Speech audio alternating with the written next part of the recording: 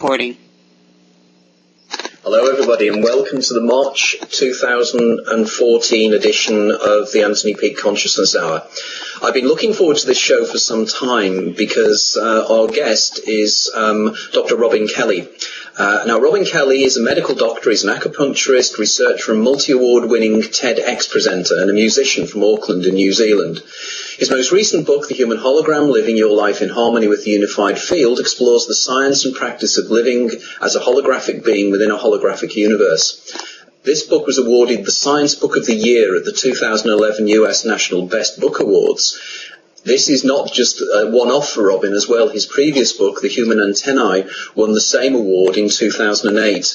Robin and I both feature in the New Dawn magazine special issue, volume 7, number 5, which is here, which looks like it's in reverse, so obviously you're not going to be able to read that terribly well. But effectively, I would strongly suggest anybody who's interested in Robin's work and my work, and indeed quite a few other individuals such as Dean Radin, and various other individuals who've submitted sections to this magazine, that you can take a chance to have a look at it, because it really gives you the full picture of exactly where people are going with this idea of the holographic nature of reality. Now, I've read Robin's book, The Human Hologram, twice now, and I thoroughly enjoyed it. I have to say that the degree of synergy between what Robin has been writing and what I've been writing leads me to believe that superposition does tend to happen, and spooky action at a distance, because effectively we touch upon very, very similar topics. The major difference between myself and Robin is that Robin is, as a physician, is in a very, very powerful position to actually really discuss in detail the implications of the new science and the new paradigm. So I'm really delighted to say welcome, Robin, and thank you very much for getting up quite early in the morning down there in Auckland. There it is, yes, you can see, first light. So, look, it's a real joy to talk to you, actually. I too have followed your work and greatly admire it. And I have to say, me being a doctor doesn't make me in any way special about this. It just gives me the privilege of listening to lots of people's stories at times where it's very important to them, and where they're probably, they feel life is, and their bodies are controlling them. And so really, I have learned so much just from listening to people, and if I can sort of help in any way, it's really to pass that on, how to try to explain this to people who already have this intrinsic knowledge. Basically, we seem to have had this, and many of us have forgotten it. So if I can sort of put that over at all in this talk, I'd love to. Okay, wonderful, because that's the major thing. I know that your books deal with so many subjects very, very close to my own heart, in terms of the works of people like Cole Pribram and Irvin Laszlo and David Bohm. The list goes on and on, Gary Ev, various other individuals. And if we get the opportunity, we'll touch upon the more technical aspects of this. But I think for a start off, I'd like to just a little bit biographical detail of yourself, and indeed how, as somebody grounded probably in the materialist reductionist paradigm, as a doctor, ended up doing what you're doing, because your story itself is quite fascinating as to your interesting discoveries about the holographic nature of the body and how it seems to mirror itself in other parts of the body, like the ear. So maybe if you could tell us a little bit about that background, because I'm sure the guys out there will be fascinated to hear. Again, it comes from a very practical background. I'm a physician. I trained in London in the mid 70s, and came out to New Zealand having done 3 years in hospitals, and then I did 3 more years hospital practice here, and then I went into general practice. And when I went into general practice here, I was really quite shocked by the number of people that were taking medication, and there was strong medication in those days, late 70s, early 80s. They were taking medication that was really dumbing them down. Many of the men were on blood pressure medication since they'd been going through a stressful event, even though the stressful event had disappeared.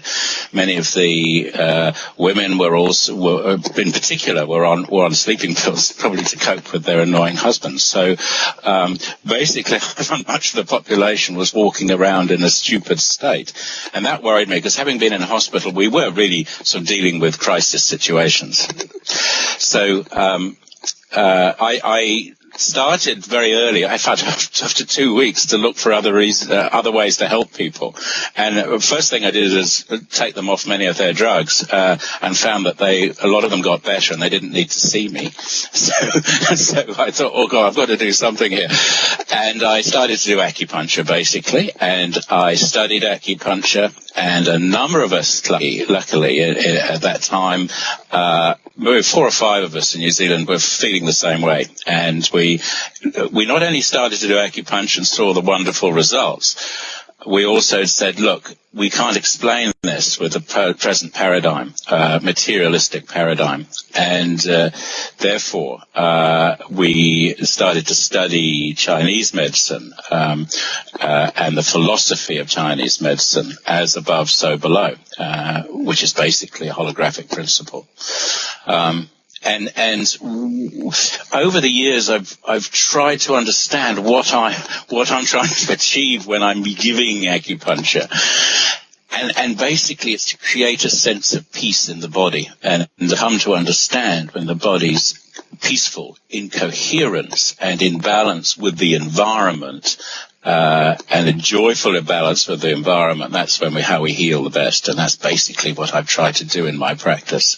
And along the way, I've discovered, many gems that have come out of Eastern medicine, including, as I say, what's happening within the body is a reflection of what's happening outside. Many of us will know as we change our attitude, everybody around us tends to improve their attitude as well. And the world is less a Guinness, and I found that as well. But I've also found that the value of looking at a tongue, which really gives us an instant readout. In other words, a microsystem. It gives you readout what's happening in the body, same as the pulse.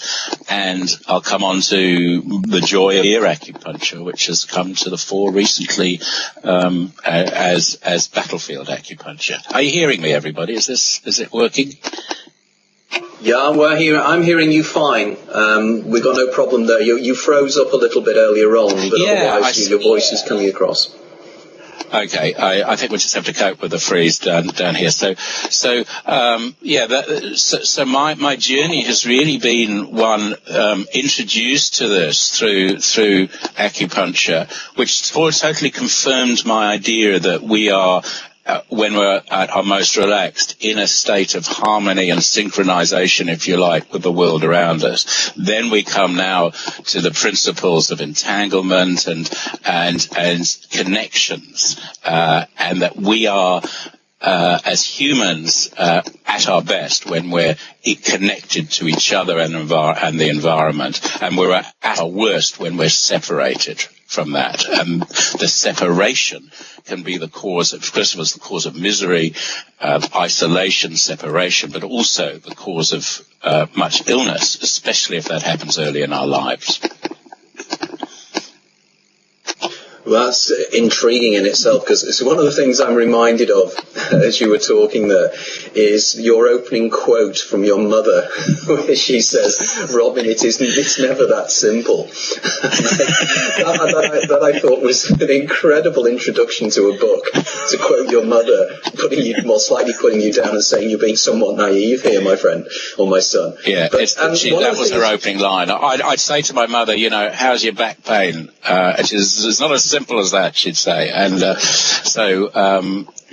was her opening line and everything. And then she'd go into many different sort of areas of her life, avoiding the reason she had a back pain. She lived in Sussex, so there must be something about me living in Sussex that does that. Really? Whereabouts in Sussex did she live then? My parents retired to Rustington, which is next to Littlehampton. I know. That's why I think that's. Yeah. Absolutely. So you touched upon the concept of ear acupuncture, and you mentioned this in the book, and indeed you mentioned this in one of the other articles I read of yours, and I'm very intrigued as to the explanation of the fact of how ear acupuncture works, how it is believed to work, and how it then ties in naturally to the idea that the part is in the whole and the whole is in the part. Yes. So if you could like to explain a little bit about this, because you also give some fascinating cases of ear acupuncture that actually have been proven to work as well, which really fascinated me. So maybe if you can share some of these with us. Yeah, it was one of the motivations behind writing the Human Hologram, because I had been using ear acupuncture, and I'll explain in a minute the beauties of ear acupuncture, for, at that stage, 25, 30 years. And I was getting fed up with basically people turning around saying, well, this is ridiculous.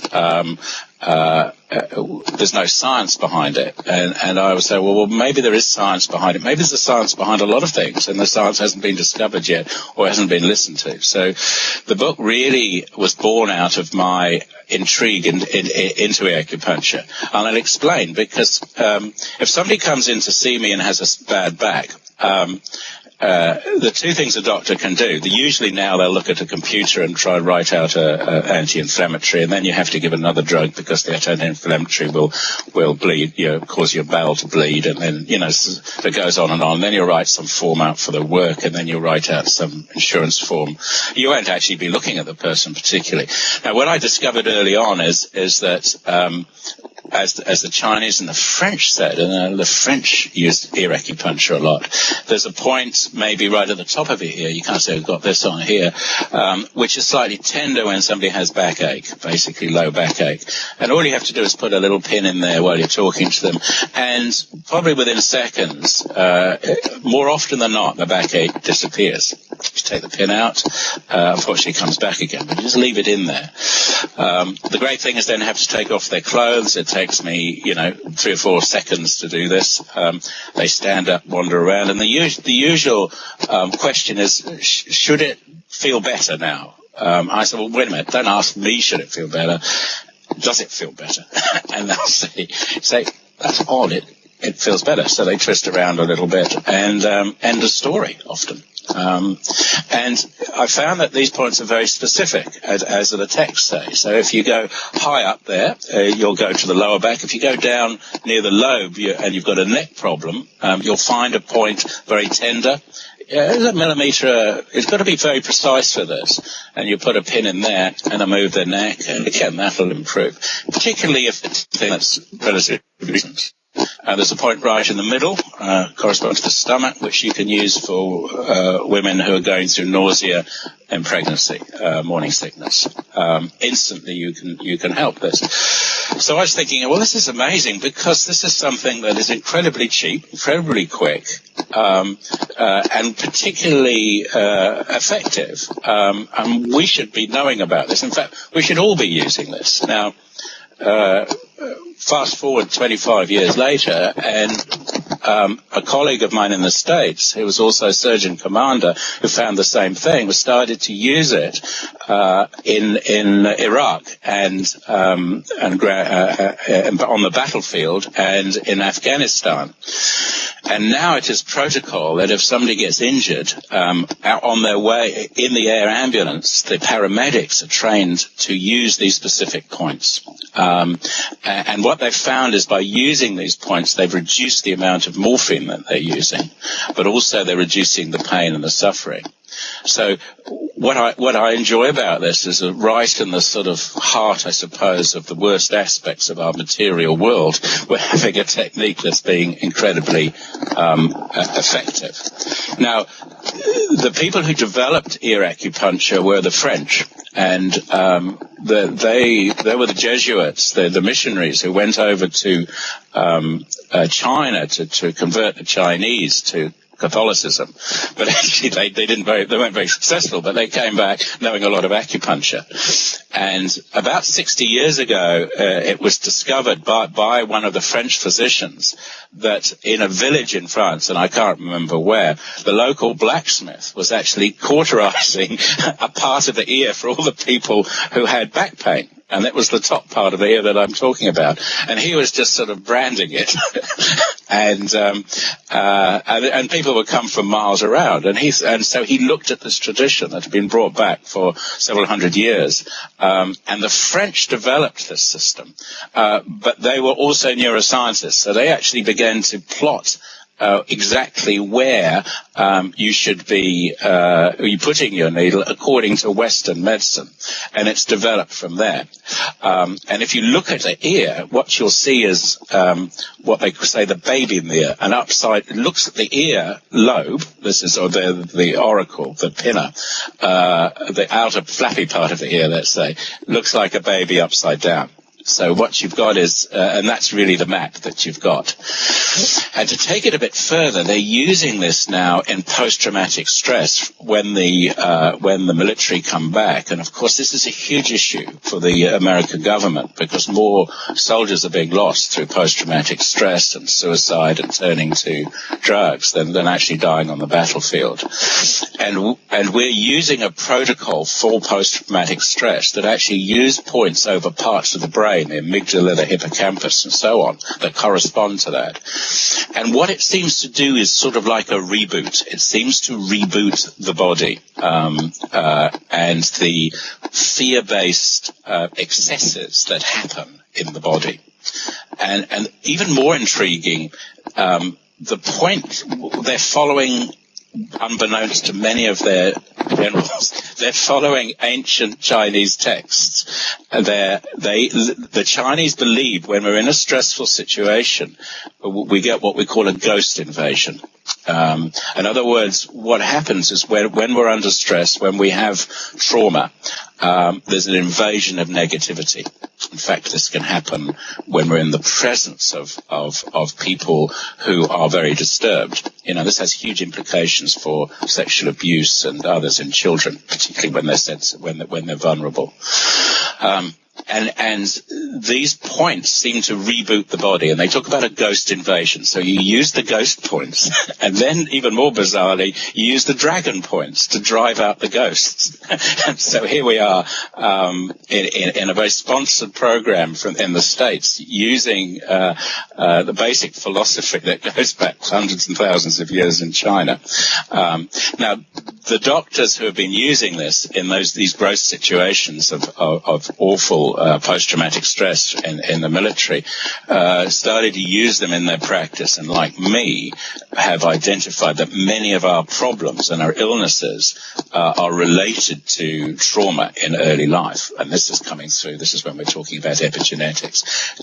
So we've got this you look at the people that are coming to see me, and usually in our course of conversation we talk about their lives, and I'd want to know what's happened in their early life. I want to know what's happened when they were in the womb, and so therefore, it's a very long answer, Anthony, to your very simple question, but I hopefully you see where this is going. Incredibly fascinating access that we can have and help people along the way to access their trauma and somehow delete those messages that have been there. And to take it even more extensively, it's not just in this life. There's evidence now that we inherit trauma from previous generations, going back many generations as well. So to put it in a nutshell, I think we're all shell-shocked, and I think we're all possibly in a state of denial. And that if we can start accessing that, the implications for our health, I think, are very profound. Well, your comments there regarding, as you touched upon epigenetics, and this is something that intrigued me in your book, was the idea that effectively I think the term was something along the lines of what your grandfather ate is the way in which you are going to be. And the idea that somehow, not necessarily illness, but a predilection to illness is carried through the generations genetically. In other words, it's not just, it's more of a Sheldrakean morphic resonance idea here. Yes. And yeah. I would like you to explain a little bit more about this, particularly the research that was done at the village in Sweden, whereby they have all the data going back for a couple of hundred years. Maybe to explain and put the whole epigenetic thing into the mix, and then we'll touch upon the holographic implications later. So if you can just explain a little bit about that.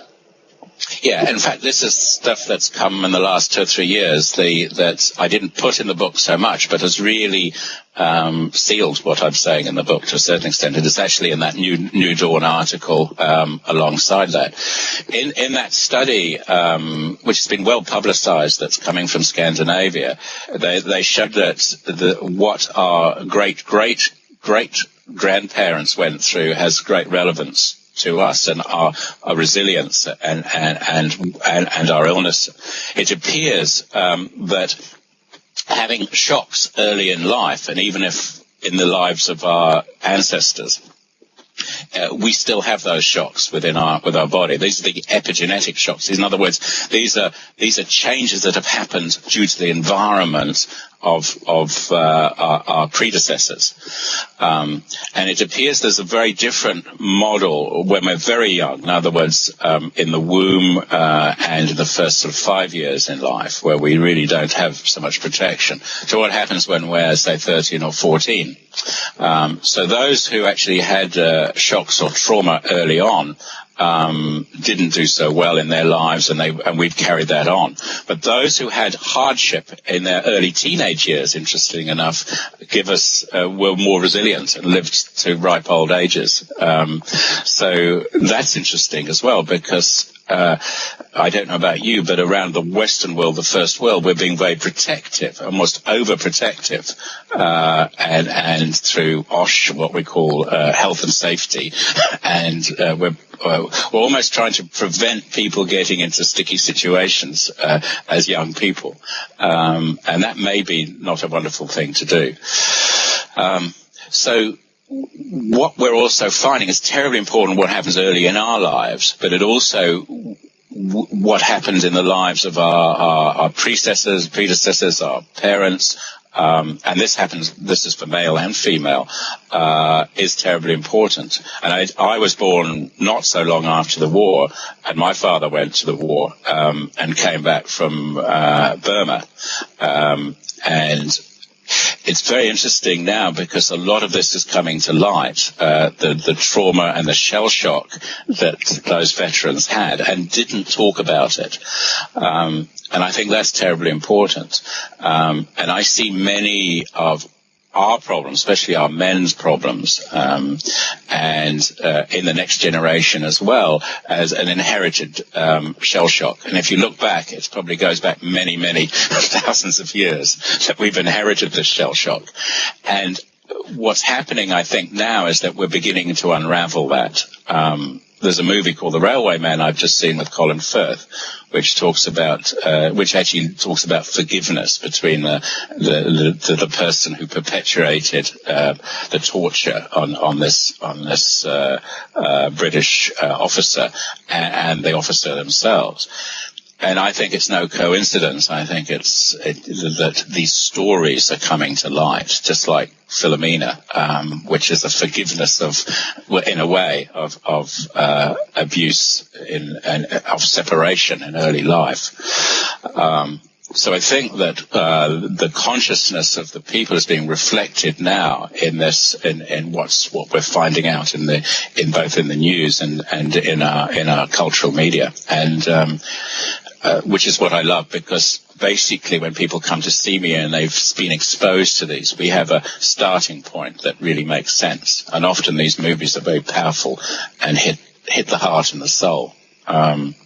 So yes, I think we're all in a state of inherited shell shock, and many of us in shell shock from our lives. Let's just amplify that. I think your point about the inherited shell shock, when I read about that in your book, I was very intrigued, because I think we're a very similar age. I was born in 1954, and I think you're similar, I think. 51, yeah.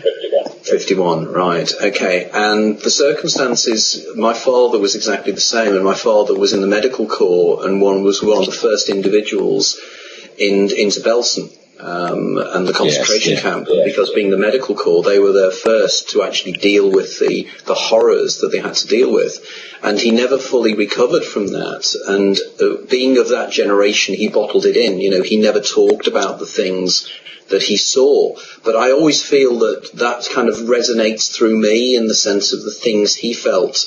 And I would imagine very, very similar with a father that was in Burma, were the horrors. And my father was in the medical corps as well. He was in the medical corps and saw the trauma of, isn't this interesting? Yeah? Yes. Of what went on there. And interesting in that campaign, there was they disembarked or embarked in Bombay, or Mumbai now, and near there was a holding station called Julali, where they acclimatized when they were going out, but when they were coming back, those with shell shock were cared for in Julali. And you know the term Julali, which is now means that you're a bit crazy if you're Julali, and they were rehabilitated and their records were wiped, and so they didn't have to suffer the trauma and the stigma of being shell shocked, and I found that very interesting. That it was identified then, it was sort of treated, and it was good in that way because they didn't want to have the stigma. But I suspect it wasn't. It was buried as well for many. And I don't know about you, Anthony, but I carry a deep sadness,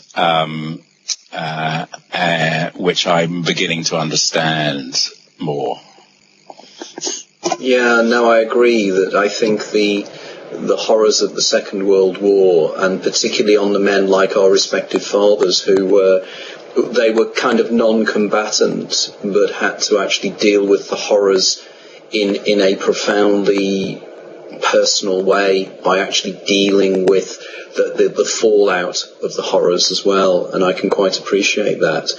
Right, in terms of Go on. Carry on.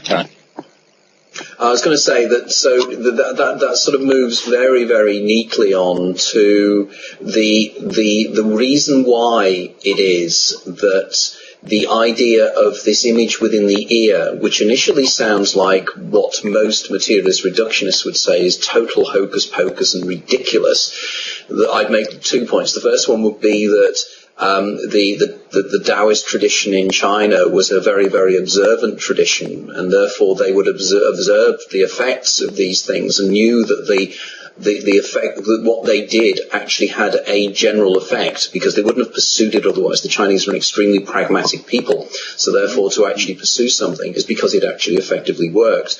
But it's the idea that how is it that a small part of the body can actually in its own way be a representation, or more powerfully not a representation, because effectively there is a definite one-to-one correlation between sticking a needle in a particular part of the ear and effectively affecting the part of the body. Now this comes right back to the idea of the basic ideas of holograms and holography, as the work of Dennis Gabor and various other individuals, and Karl Pribram and such like. Now, I've touched upon this in my books, and I think you're one of the few writers that have also touched upon this idea of the implicate and explicate order, and the idea of the part being in the whole. But what I'd like you to do now is, because of your expertise in this, to explain to the listeners exactly why holograms are so peculiar, and why it is that the part can contain the whole in the way that the ear can contain the whole body, and indeed the way, as William Blake said, we can see heaven in a wild flower. So if you could explain that a little bit, I'm sure that the people there will be very interested. Yeah. I think that where am I going to start with this one? I'd probably you can start with Gabor's work. Well, basically, when he split coherent light into two beams, and one was deflected, passed through maybe an object. One actually had interfered with an object, and I call it an apple because everybody uses an apple because it's simple to use. And another beam was actually deflected, was aimed towards a mirror. And then the two beams were made to collide again in an interference pattern. And when this happened, it was recorded on a plate, like a photographic plate. And they found that when they actually fired this coherent beam of light through the plate, you could recreate the apple. Okay, a 3D image of the apple, the holographic image that we see in shows, in fact. So you've got, and this had, this wasn't just a 3D image. You could walk round it, and it would have what they call parallax. You could actually see the apple as you went round from different parts. And this is important because it looks like that this may be the way, one of the ways, a clue on how we construct this 3 and 4-dimensional world around us. And it may well be that in reality there are just interference patterns that somehow that our senses are there to create this other reality, and we'll go on to that as well. Now, as many people will know, the important thing is now that what's recorded on that plate is very important, because if you cut out any little corner of the plate, no matter how small, and fire a beam through that terribly small part, you will get the whole. So here's the principle that here in our 3 and 4-dimensional materialistic world, it may well be that the smallest part can carry all the information of the greatest part. Now, go back to other principles then of Chinese medicine, as above, so below, that in fact, we carry within us universal truths, and we are maybe a reflection of the greater whole as well. And not only that, is that if we go into a Vedic medicine and our chakras, that it would seem that the environment around us impacts on our chakras, on the microsystem, and that also the microsystem then impacts on the macrosystem. Therefore, you can see that where society is at with their consciousness, which I would say that certainly in the Western world, our heart may be beginning to open from the very controlling issues of the third chakra. Our heart is opening. Okay, hence the green movement. Heart is green in Chinese medicine, and pink to a certain extent. That our heart is opening, and we're beginning to understand that it's not just about competition. And us being the top of the competitive tree when we come to being humans. And it's not all about us battling each other, but it's actually worth working together towards a greater good, and that we are part of a greater whole, and we are part of this world. And if we don't recognize that, we're finished. So our hearts are beginning to open. Actually, this is what happens in healing. So it's terribly important to me that I focus my work on heart opening, but allowing hearts to open without being vulnerable. Because in the past, whenever hearts have been open for many of these people, they've been deeply hurt. So how I behave and how my being becomes terribly important. And this isn't just as a doctor or a healer. It's in every body does this. Everybody is a healer. So if they can understand this and their hearts are opening, then others open up around them. And I think this is what's happening. So I suppose to take it to the broader aspect is what we need to sort out is basically our internal balance. And once our internal balance comes right, it spreads to others effortlessly.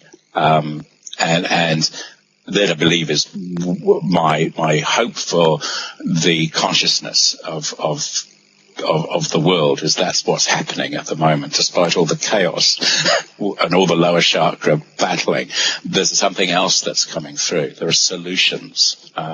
We didn't go to war with Syria. Maybe what's happening in Ukraine is going to be sorted out through the wisdom of the people. which you won't find necessarily being reported by in the papers. But you and I know that this could be happening. Yeah, it's an interesting point here, isn't it? Because I think what you're doing is getting to the bottom of one of the major problems. I'm a sociologist by training, and one of the great mysteries is the seeming conflict between natural altruism of human beings and Darwinism. And Darwinism is supposed to be survival of the fittest, and therefore you're going to be looking after, at best, your family unit to the detriment of other family units, whereas we know that this is not the case, and that because in a strictly Darwinian argument, altruism is self-destructive, and surely it would have been the case that the altruistic individuals would have died out and therefore not procreated, and therefore anti-altruism would have been the way of humanity as it stands at the moment, and that's clearly not the case. And I recall that writers like Durkheim and various other individuals were very fascinated by this. But this suggests that what we are actually are a collective whole. We are, as has been said, we are possibly a single organism, actually sort of experiencing itself subjectively. So therefore, the holographic model works profoundly well in terms of this. And of course, we will touch upon later the work of people like Jacob Bekenstein and the way in which the holographic nature of reality itself and to do with black holes. But what I'd like to do now is to touch a little bit upon the work of people like Carl Pribram and David Bohm in this relationship, in the sense of how they took and I suppose Michael Talbot, the great Michael Talbot, the great much lost Michael Talbot, probably one of the most interesting individuals that have written anything in the last 30 years. But effectively how these ideas weave into your own model. So I'd like to sort of just expand a little bit on that. Yeah, and again, I'll go back to keeping this very practical as well. We've got we're talking Bohm's explicit order, which is basically, I understand it by the laws of this practical materialistic universe, that I get up and make a cup of coffee, I sit down, and it's sort of there's the law of mechanics, and that's great. I suppose how I adapt the implicate order is this other background that's happening in people's lives, and a pattern that's happening in their lives, what the yogis would say is your balance. The art of yoga is not about tying yourself in knots. It's about aligning your personality, which may be more in line with the explicit order, with your soul, which is more to do with the implicate order. It may be more hidden, but it's more profound. Therefore, your purpose and your soul. And similarly, when I see people and they start talking about their aims in life, sometimes they don't quite match up with their passions, which is more to do with their soul and their implicate order, the background, if you like, the deeper meaning, the hidden, if you like. What I have found is that our body's feelings and our body's symptoms are more related to this implicate order. Therefore, your head can say, I don't know why I'm having this tummy pain, but in fact it's because your soul is being controlled. For instance, your middle chakra is being controlled. So where this is going, and I hope I'm explaining this well, is that our feelings and our symptoms are often give us deeper truths about and that are basically that somehow within our body there is imbalance, there is a lack of coherence, a lack of connection to this greatest whole, to a unified field, to the Akashic field or whatever, and that we're in denial of that because we're so overwhelmed by the material world, its joys and its problems, which is the explicit order. So that's how I use the David Bohm's concept, in that there are deeper truths, and in fact the body reflects those deeper truths. better than our contrived analytical brain, if you like. And we've sort of got out of the habit of really deep listening to people. Therefore, when people start telling their story of their lives, their connections, their traumas and their joys and their passions, then we get an understanding of their deeper purpose and their deeper soul. And when they start living in that flow, they become truly healthy. And when there's conflict with that, for the demands of the explicate order, if you like, that's when we get problems. And to be honest, it's usually about setting people free, and it's also by reducing the control they have in their lives and the control others have in life. And to move on to your work about what happens when we die, I see this naturally occurring when people are very sick and they're actually dying. They're having to lose control. But at the same time, when they start losing control, then the veil between these worlds tends to lift. And there are many stories of how there are visions of people who are dying or of a greater whole. And the near-death experiences are saying that as well. And it's generally a joyful vision. Generally, not always, but a joyful vision. I'm working through this. The implicate order seems to be when we're going for the flow, when we're in joy, when we're not being over-analytical. The explicate order are the challenges of our lives. And I believe that they're important because I think the way our actions, how we respond to those challenges in life are the ones that is how we feed into the implicate order, the greater whole, and how we are responsible for growing a greater consciousness. Yeah, it's interesting you mentioned there about the near-death experience and the way in which it seems that towards the end of life we start to access the informational fields, information coming up from possibly the zero-point field, whatever we like to define it. There seems to be the barriers start to come down. And it's interesting, Dia and I, our last guest was Dr. Penny Satori. And we were discussing about Penny's recent book and her work with Sampania. And I know you mentioned Sampania and the Aware Project in your book.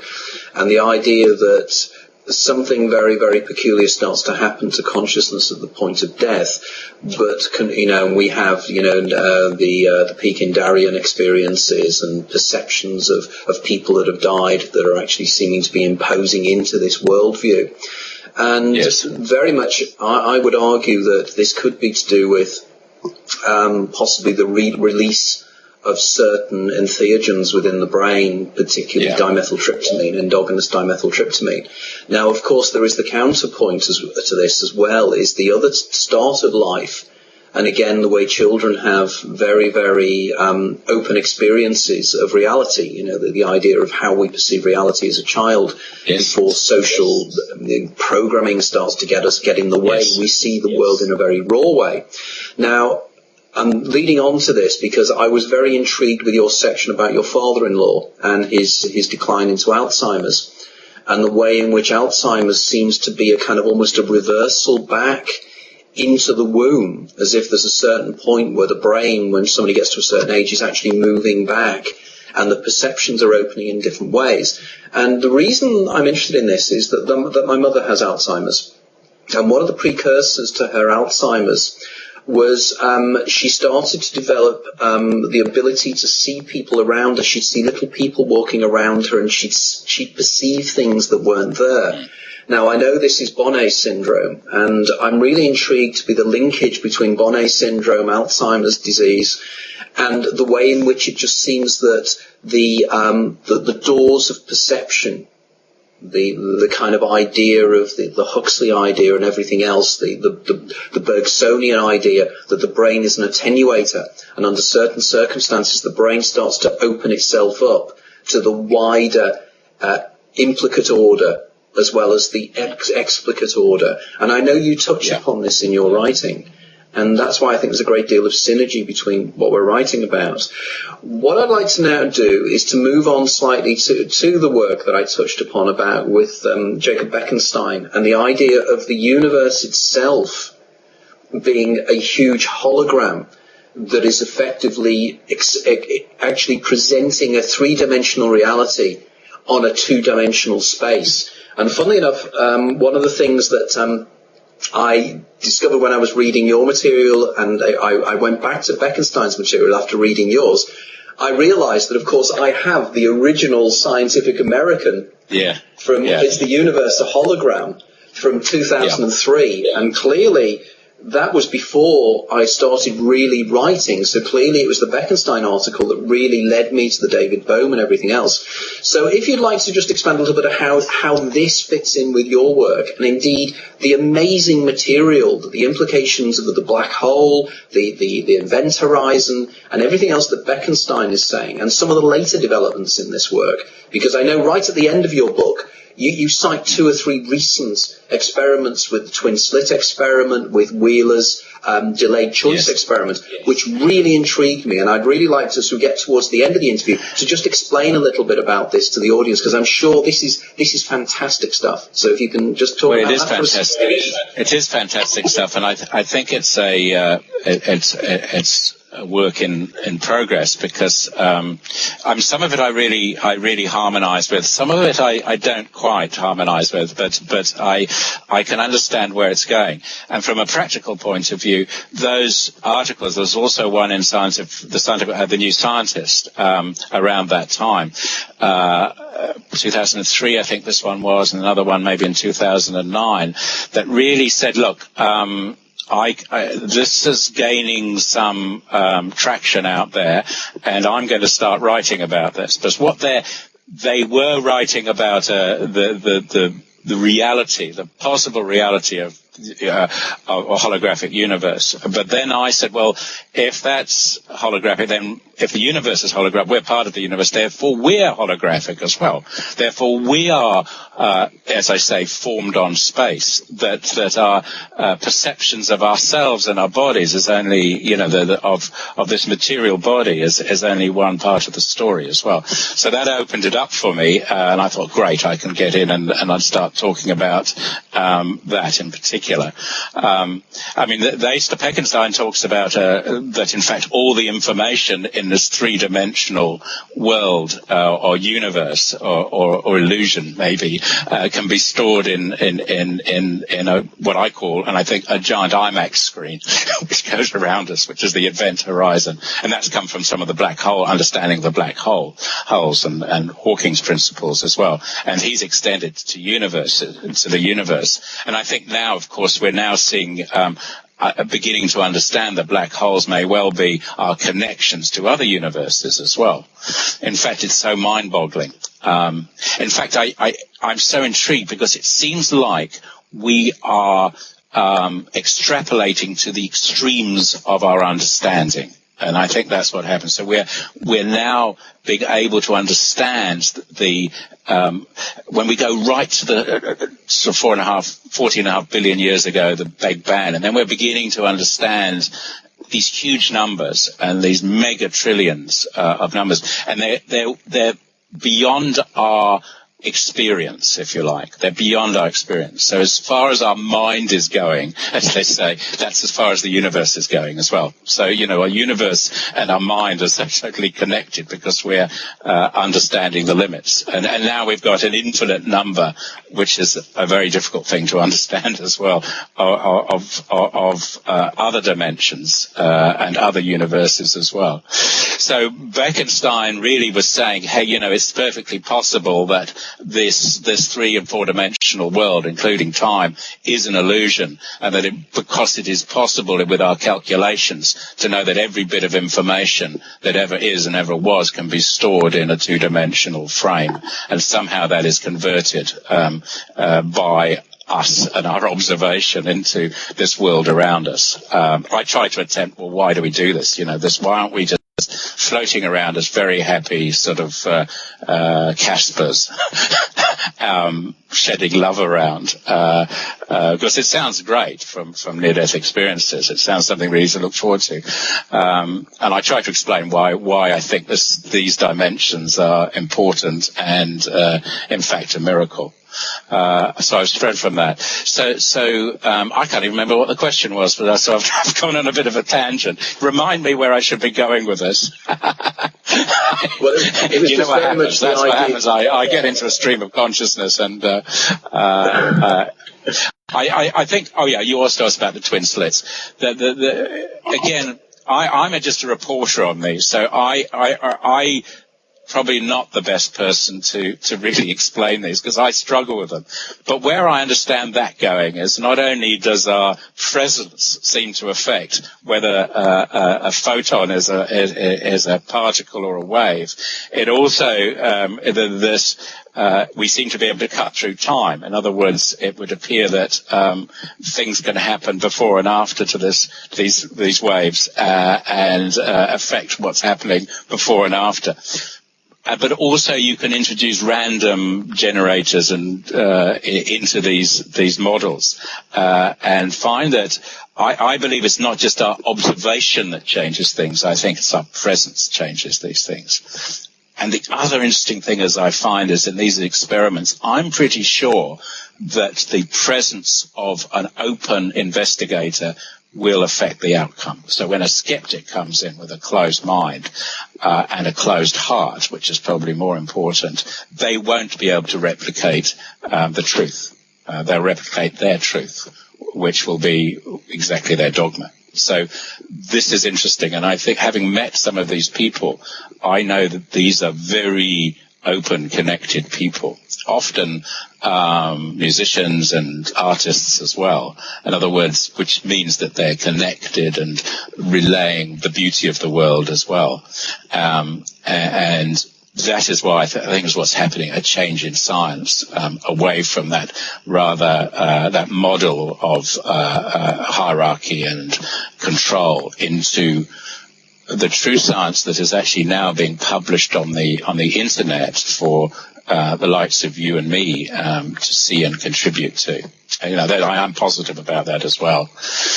So I believe, so the bottom line with all those is, yes, I think our involvement in the consciousness of this universe is paramount.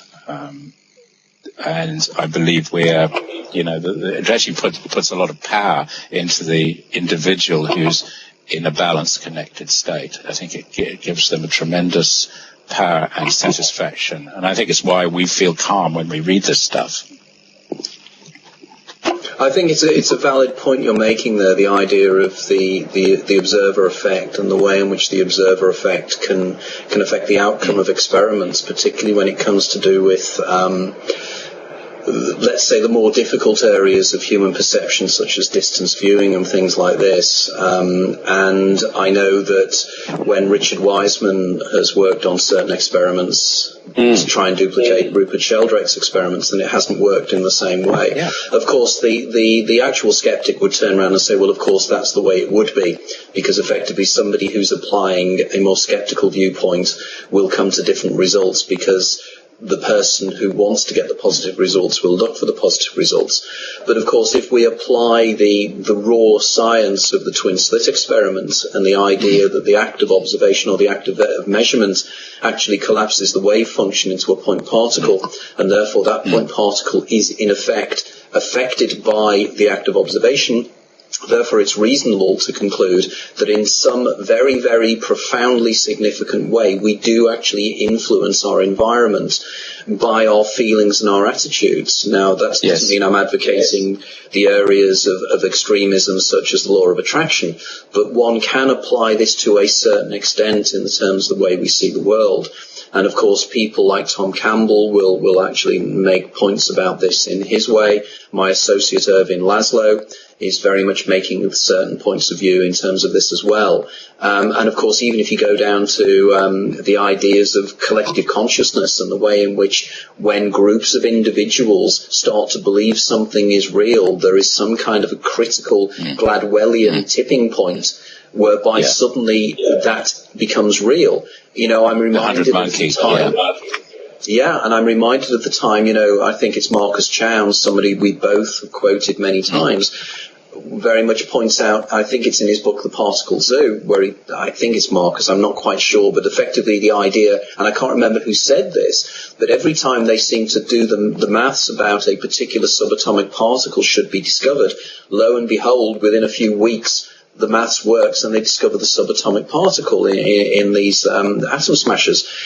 And I think there was one famous quote where some famous scientist turned around and said, who on earth ordered that when they discovered what particular meson or muon or whatever?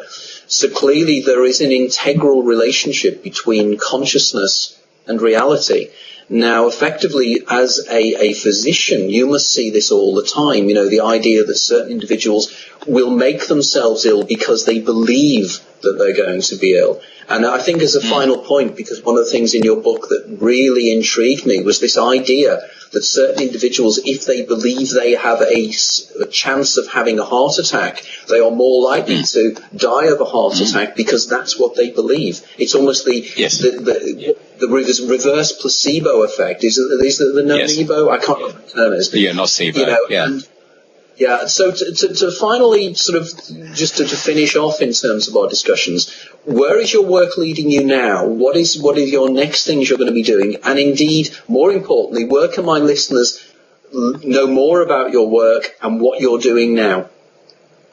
Okay, well, I'll start with that, and you can come to my website, Dr. Robin Kelly, Dr. Robin Kelly, ROBINKELLY.com. This is the easiest one.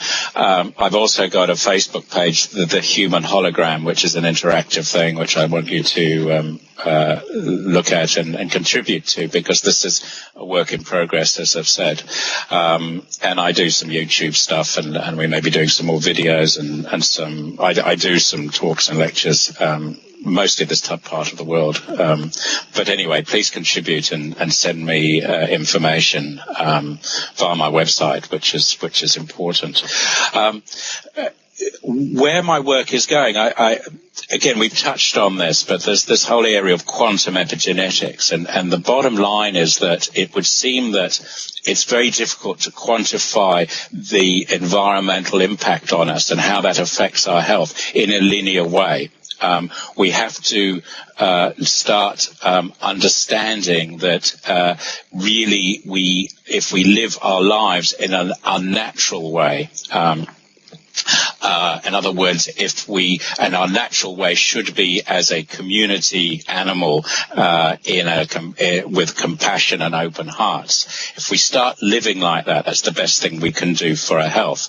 But many of us with our health problems are being challenged by our upbringing, particularly if that upbringing didn't have that love in us and we didn't have that imprint of compassion and love early on. Now, the good news is that it can change, that in fact, once we're aware of that, there are many things we can do to right that. I've mentioned some ear acupuncture, that you can start rebooting the body. I'm less interested in that than actually giving people tools to do this themselves. And the tool actually comes from awareness. And when we start talking like this, I can see an aha button going off in people. And that is actually the most important thing. And then we can use other tools to help this conditioning that we are separate, isolated beings. Okay, this is the conditioning that is so impacts on our health. And so we can change things. And you're quite right. You mentioned that study where men who predicted they were going to get heart attacks ended up getting heart attacks, irrespective of whether they were smoking or cholesterol or they're eating the wrong things. And the people who didn't, who thought, oh, well, we'll never get a heart attack or whatever, had less likely chance of getting them. So therefore, our preconditioning, our understanding, basically our fear can create problems. And this is terribly important as a doctor, and huge implications for our medical system as well, which could be based on fear, and particularly fear of dying. You know, we haven't had time to talk about that. But our whole lives it's right that we fear dying in many ways, because we don't want to run into the middle of a motorway or jump out of an aeroplane without a parachute. So it's important that we have a natural fear of dying. But what's happened is that we've become an unnatural fear of dying, and dying has become taboo. So if we knew that it was a transition, or we had an idea into another realm, and we could reduce that fear, we could probably start living better and living longer. So you got the best of both worlds as well. These, again, you know, my next book will be about this. It'll be about what it would mean to medicine and indeed to our lives if we didn't have this unnatural fear of dying, how it would actually impact on our health. So I think there are huge,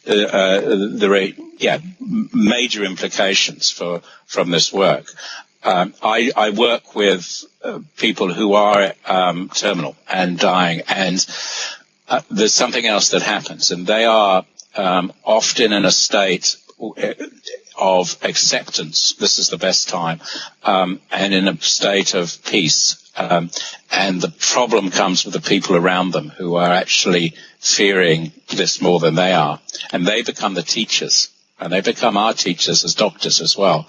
They often reassure us about things. So I believe we're at a wonderful stage, and I think your work, Anthony, is contributing to this hugely, of awareness of this transition, a demystifying of death. Which somehow is going to really enhance our lives here.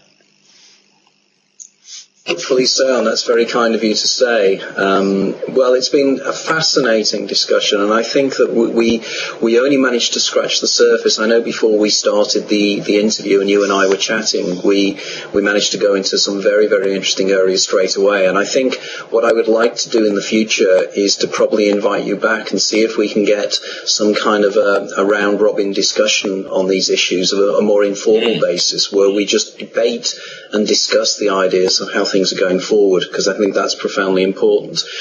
Well, Dr. Robin Kelly, thank you very much for getting up early down there in the deep Antipodes in order to chat with me. I'm delighted to know that your roots are down here in West Sussex as well, which is an amazing thing, seeing as Rustington is not that far away from where I'm actually doing this interview now.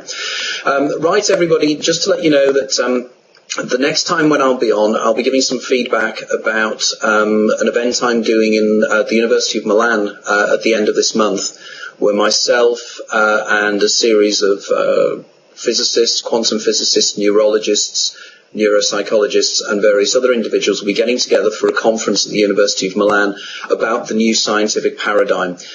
This is very much sponsored by Professor Ervin Laszlo, and I'll be a moderator on one of the discussion sessions on the Sunday afternoon. I'm really looking forward to this because this is going to be an interesting meeting of minds, and it is very much in keeping with much of the discussions that Robin and I were having today.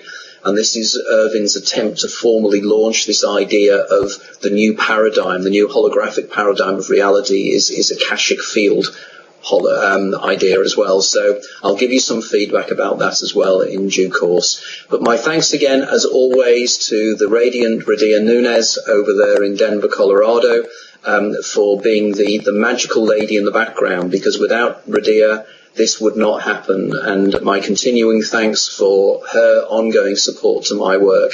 And again, my thanks to Dr. Robin Kelly for a fascinating discussion about alternate ideas in terms of the nature of reality and the brain-matter interface. Thank you very much, folks, and I look forward to seeing you again in a month's time.